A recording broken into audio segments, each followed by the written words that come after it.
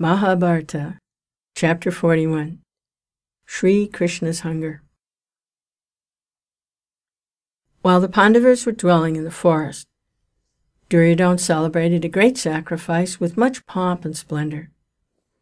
He wanted to perform the Rajasuya sacrifice, but the Brahmins told him that he could not do that while Yudhishthira and Dhritarashtra were alive, and advised him to perform the sacrifice known as the Vaishnava instead.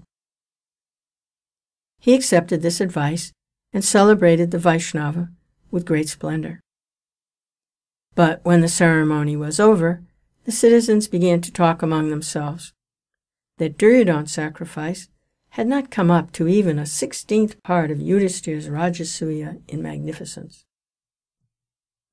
The friends of Duryodhana, on the other hand, praised him and the sacrifice he had celebrated, and likened it to those performed by Yayati, Mandata, Bharata, and others. Court flatterers were not sparing with their praise.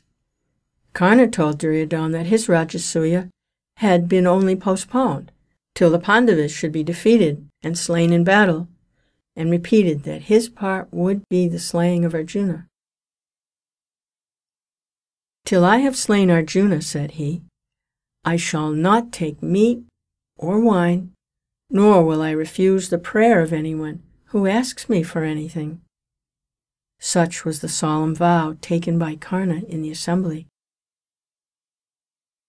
The sons of Dhritarashtra were delighted to hear this vow of the great hero Karna, and shouted in joy. They felt as if the Pandavas had been slain already. Spies conveyed to the Pandavas in the forest the news of the oath taken by Karna. Yudhishthira was greatly concerned, for he had a great opinion of Karna's prowess. Karna had been born with divine armor, and was undoubtedly a mighty hero. One morning, just before the hour of awakening, Yudhishthira had a dream. Many of our dreams come either in the beginning or at the end of our sleep. He dreamt that the wild beasts of the forest came and appealed to him piteously, not to destroy them altogether, but to move on to some other forest. Duryodhana felt sure that the Pandavas, who themselves lived from hand to mouth in the forest, would be unable to feed or entertain a sage and his following, and would incur some dreadful curse from that too hasty visitor for their want of hospitality. This would give him greater joy than any benefit he could have asked for himself when a sage offered a boon. Durvasa went with his disciples to the Pandavas, as was desired by Duryodhana, as the latter were resting after their midday meal. The brothers welcomed the sage, saluted and honored him. Then the sage said, "We shall be back soon. Our meals must be ready then, for we are hungry," and hurried off with his disciples to the river. As a result of the austerities of Yudhishthira at the beginning of their stay in the forest, the sun god had given him the Akshayapatra, a wonderful vessel that held a never-failing supply of food. In making the gift, the god had said, "Through this I shall place at your disposal for 12 years as much food as is required for your daily consumption. Not till everyone has been served and Draupadi herself has taken her share will the vessel become empty for the day." Accordingly, the Brahmins and other guests would be served first. Afterwards, the Pandava brothers would take their meals. Finally, Draupadi would have her share. When Durvasa reached the place, all of them, including Draupadi, had eaten their meals, and so the vessel was empty and denuded of its power for the day. Draupadi was greatly troubled and perfectly at a loss to find food when the sage and his disciples should return after their ablutions. In the kitchen, she prayed earnestly to Sri Krishna to come to her aid in this hopeless predicament and deliver her from the wrath of the sage. At once, Sri Krishna appeared before her. "I am very hungry," he said. "Bring without delay something to eat, and we shall speak of other things afterwards." Here was a pretty pass.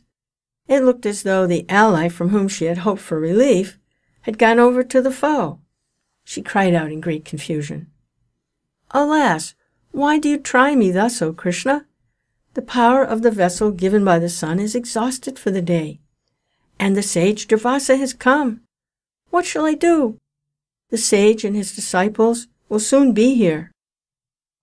And as though this were not enough, you have also come at this junction, saying that you are hungry." Shri Krishna said, "I am terribly hungry and want food, not excuses. Fetch the vessel.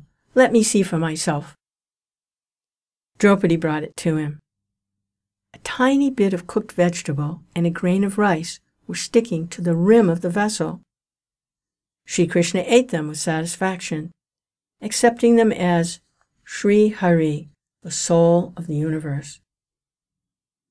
Draupadi was filled with shame at her slovenliness in not having cleaned the vessel free of all remnants. A bit had been left which had been partaken by Vasudeva. Shri Krishna seemed replete with satisfaction after eating his solitary grain, and called Bhima, told him to go to the river and intimate to the revered sage that food was ready and waiting for them. Bhimasena, greatly puzzled, but full of faith in Shri Krishna, hastened to the river where Durvasa and his followers were bathing. They were in great surprise to find that their ravenous hunger had given place to a pleased satiety. They had all the comfortable cheerfulness of people who had feasted well.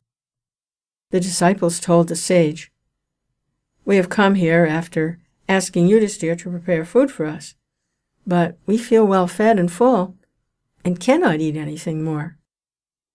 Durvasa knew what it was, and he told Bhima, "We have taken our meals. Tell Yudhishthira to forgive us."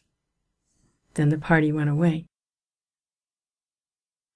The explanation is that as the whole universe is contained in Sri Krishna, his satisfaction with a single grain of rice satisfied for the time the hunger of all beings, including the sage.